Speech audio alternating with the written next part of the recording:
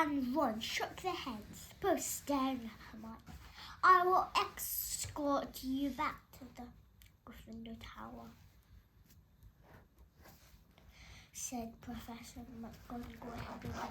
"I need to address the students in any case. All students will return to the House Common Rooms by 6 o'clock in the evening. No student is to leave the dormitories after that time. You will be escorted to each lesson by a teacher. No student is to use the bathroom unaccompanied by a teacher. All further Quidditch training and matches are to be postponed. There will be no more evening activities." The Gryffindors packed inside the common room listened to Professor McGonagall in silence. She rolled up the parchment from which she had been reading and said in what somewhat choked voice, "I need hardly add that I have rarely been so distressed. It is likely that the school will be closed unless the culprit behind these attacks is caught. I would urge anyone who thinks they might know anything about them to climb forward." She climbed somewhat awkwardly out of the portrait hole, and the Gryffindors began talking immediately.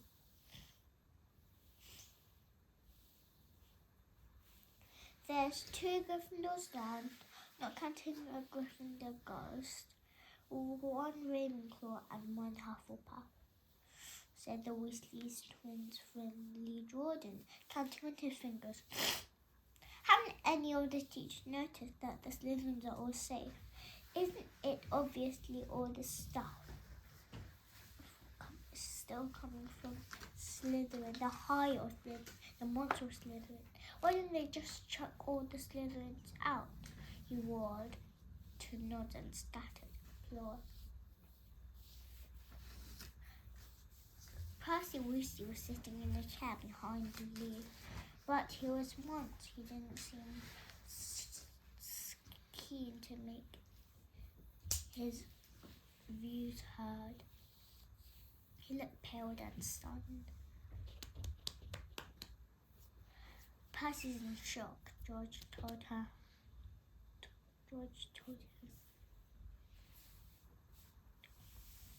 quietly. "That Ravenclaw girl, Penelope Clearwater, she's prefect. I don't think he thought the monster would dare attack prefect."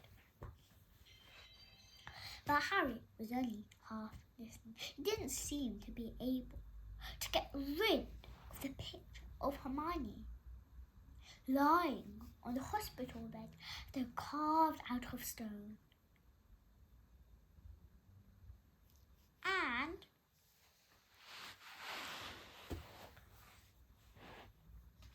if the culprit wasn't caught soon, he was looking at a lifetime back with the Dursleys. "What are we going to do?" said Ron quietly in Harry's ear. "Do you think they would suspect Hagrid?" "We've got to go and talk to him," said Harry, making up his mind. "I can't believe it's him this time, but if he set the monster loose last time, he'll know how to get inside the Kill Secret, and that's a start." But Professor McGonagall said we forgot to stand to our towers unless you're in class. "But I think," said Harry more quietly still, "it's time to get my dad's old cloak out again." Harry had inherited just one thing from his father. Just one thing. A long, unsullied invisibility cloak. It was their only chance of sneaking out of the school to visit Hagrid.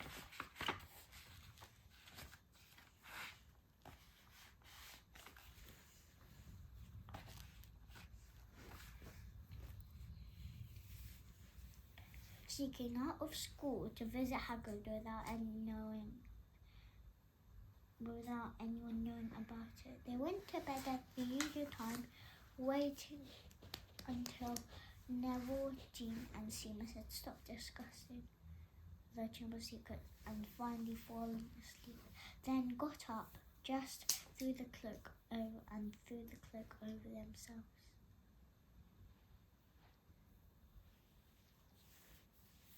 The journey through dark and deserted castle corridors wasn't enjoyable.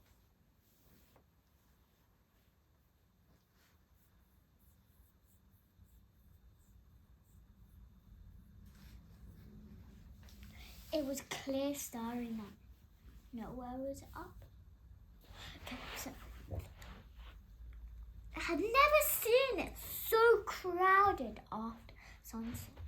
Teachers, prefect, and girls were marching the corridors in pairs, staring for any unusual activity.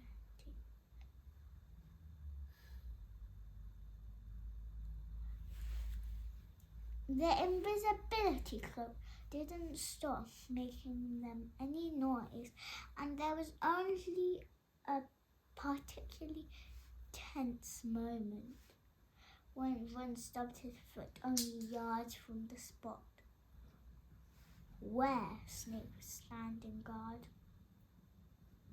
Thankfully, Snape sneezed at almost exactly this moment once more. It was a relief that they reached the oak front doors and eased them open. It was a clear, starry night. They hurried towards the light windows of Hagrid's house and pulled off the cloak only when they were right outside his front door. Seconds after they had knocked, Hagrid flung it open. They found themselves face to face with him, aiming a crossbow at them.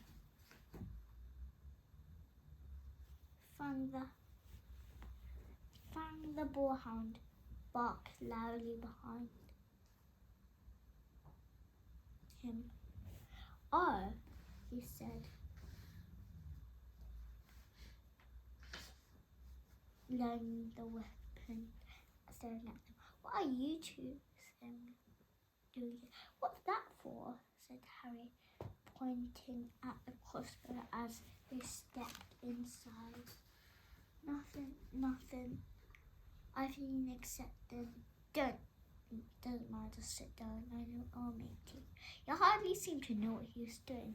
Nearly extinguished the fire, spilling tea from the kettle, and then smashed the teapot with an enormous jerk of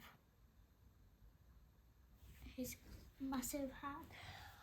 "Are you okay, Hagrid?" said Harry. "Did you hear about Hermione?" "Oh, I heard, all right," said Hagrid, a slight break in his voice.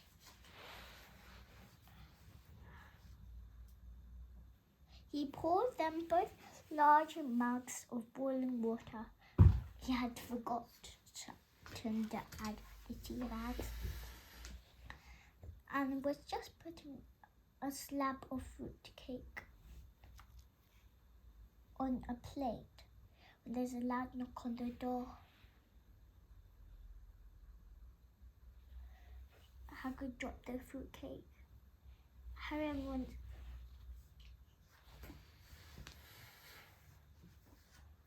Ron exchanged panic-stricken looks.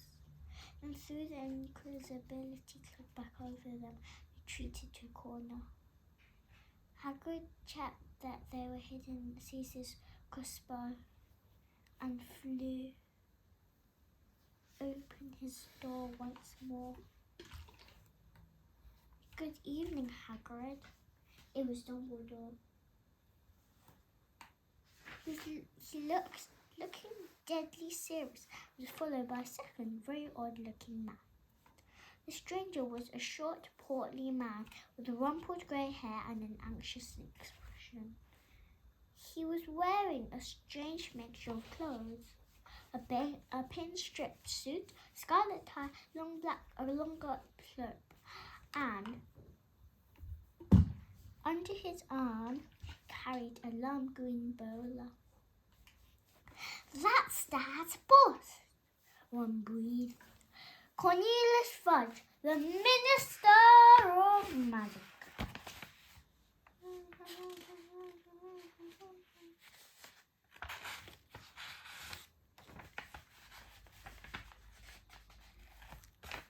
Harry elbowed one hard to make him shut up. Hagrid had gone pale and sweaty. He dropped into one of his chairs and looked for Dumbledore.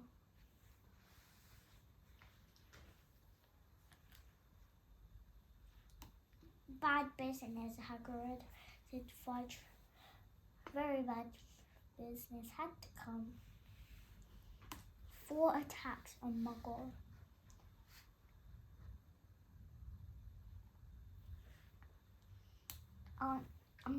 You know I never, Professor Dumbledore. I want it understood, Cornelius, that Hagrid has my full confidence."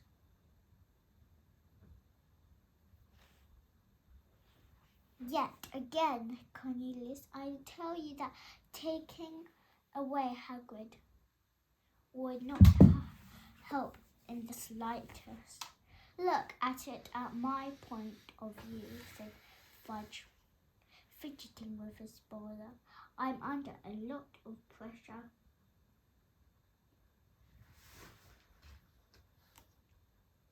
"Got to be seen to be doing something."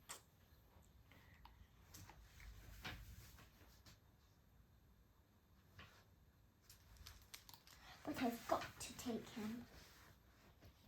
Got to, wouldn't be my duty."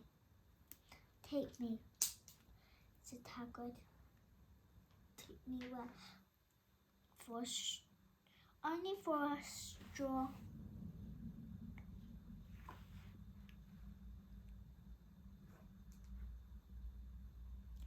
Hagrid. "Only for a short stretch only." Not meeting Hagrid's eyes. "Not a punishment, Hagrid, more a precaution. If someone else is caught, you'll be let out with a full apology." "Not Azkaban," croaked Hagrid. Before Fudge could answer, another door. Dumbledore answered it. It was Harry's time for an elbow in the ribs. He let out an audible gasp. Mr. Lucius Malfoy strode into Hagrid's hut, swathed in a long black travelling cloak, smiling a cold and satisfied smile. "Already here? Good.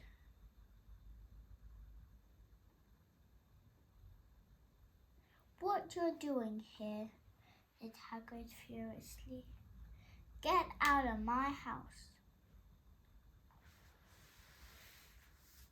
"My dear man, please believe me. I have no pleasure at all in being inside. Do you call this a house?" Lucius Malfoy looked around the small cabin. "I simply called the school and told the headmaster I was told that the headmaster was here. What did you want with me? Dreadful thing. There is this order of suspicion. I'm afraid you're losing your touch. How many cats?" "2 more this afternoon, and then there'll be no Muggle barns left at school Hogwarts, which all know what an awful news that would be for the school. Oh, now see here, Lucius. Looking along. Dumbledore suspended. No, that's just the last thing we want now. Appointment or suspension.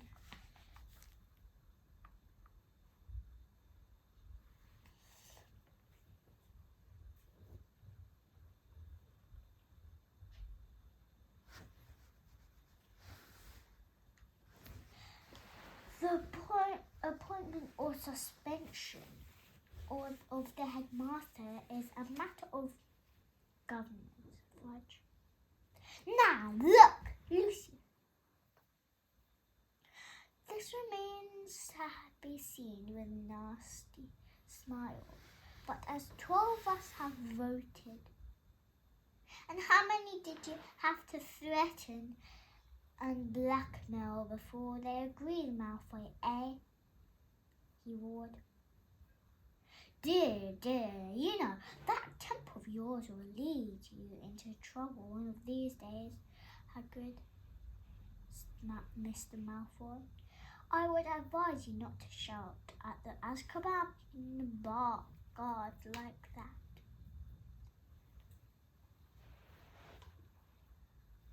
They wouldn't like it at all. You can take Dumbledore. Take him away, and the next Muggleborns won't stand a chance. They'll be killings next. Calm yourself down, Hagrid. If the governors...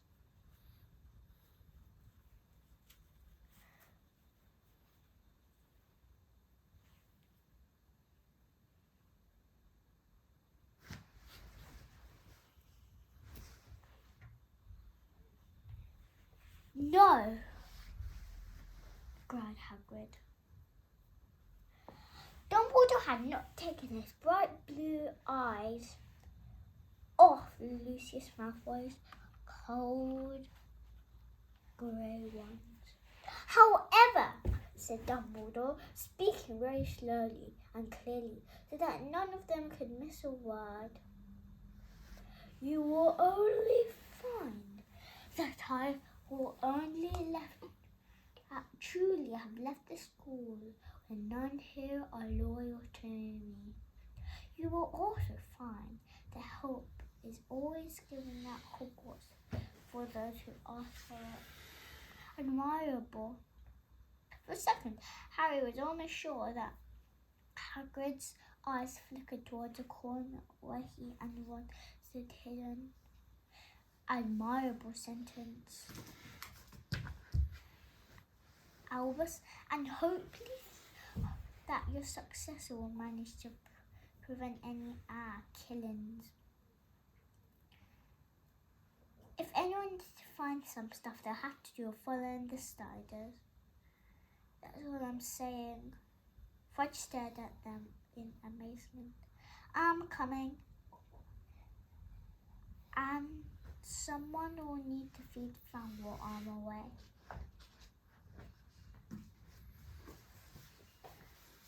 The door banged shut and Ron pulled the invisibility cloak off. We're in trouble now, he said hoarsely. No, Dumbledore. They might as well close the school tonight. There'll be an attack a day with him gone. Harry started howling, scratching at the closed door.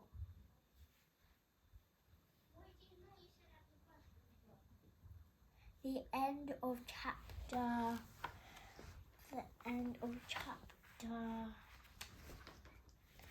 14. Bye-bye.